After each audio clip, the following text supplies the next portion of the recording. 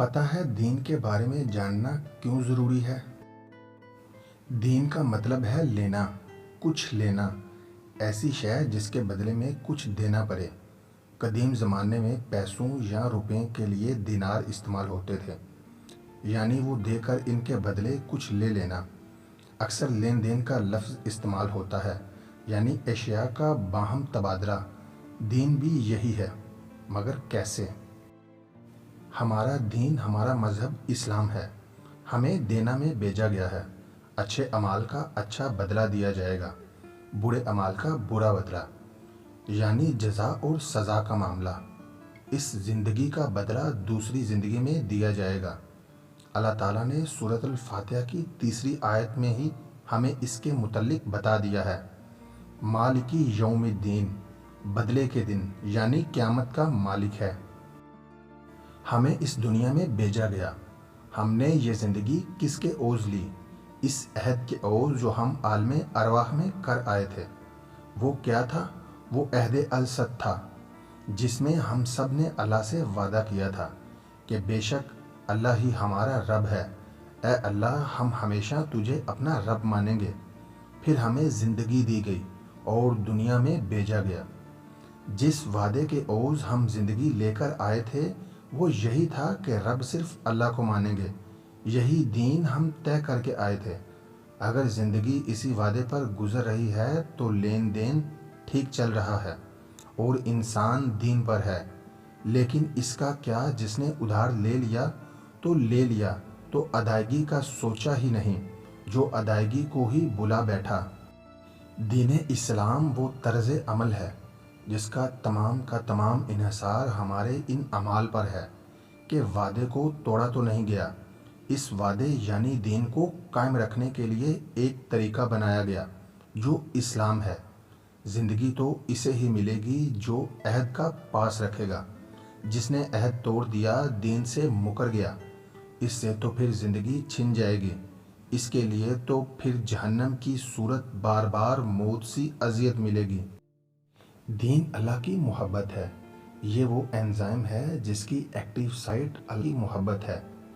جب ہم اس active site کو اللہ کی محبت سے پر نہیں کریں گے تو پھر بہت سے انہیبیٹرز آ کر اس پر حملہ آور ہونے کی کوشش کریں گے۔ کبھی مال کی محبت اس جگہ کو پر کرنے کی کوشش کرے گی تو کبھی انسانوں کی۔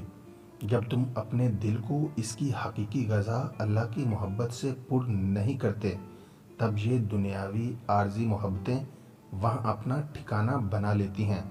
اور پتہ ہے اگر ایکٹیو سائٹ پر کوئی انہیبیٹر آ کر جڑ جائے تو کیا ہوتا ہے؟ تب انزائم بلاک ہو جاتا ہے، وہ اپنا کام نہیں کر پاتا۔ کہیں تم نے بھی تو اپنے انزائم کو بلاک تو نہیں کر لیا؟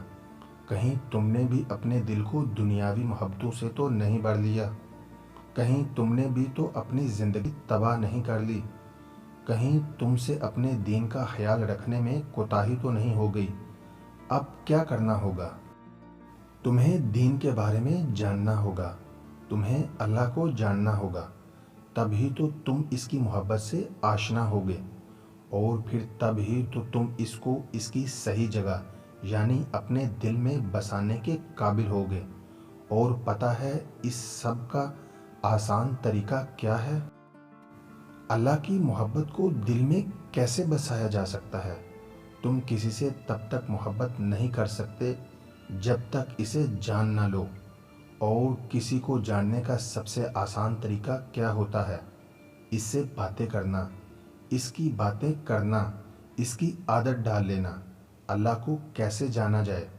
اللہ سے باتیں کر کے، نماز پڑھ کے، اللہ کی باتیں کر کے، قرآن کو تھام کے، اللہ کی عادت ڈال کے۔ یہ عادت کیسے ڈالی جائے؟ بار بار اپنے لیے ریمائنڈر سیٹ کر کے، بار بار اللہ کی باتیں سن کے۔ آج کل کے سوشل میڈیا کے دور میں روزانہ اللہ کی پیاری باتوں والی ویڈیوز یا آڈیوز سن کے، بار بار قرآن کی تلاوت سن کے، بار بار احادیث سن کے، ان کی تفاسیر سن کے، بے شک چھوٹے چھوٹے کلپس ہی کیوں نہ ہوں، جب تم روزانہ ایسی باتیں سنتے ہو تب تمہارے بھٹکنے کا چانس کم سے کم ہو جاتا ہے۔ تم اپنے دین کو بھولنے لگتے ہو تو کوئی قرآن یا حدیث تمہارے سامنے آ جاتی ہے اور تم بھٹکنے سے بچ جاتے ہو۔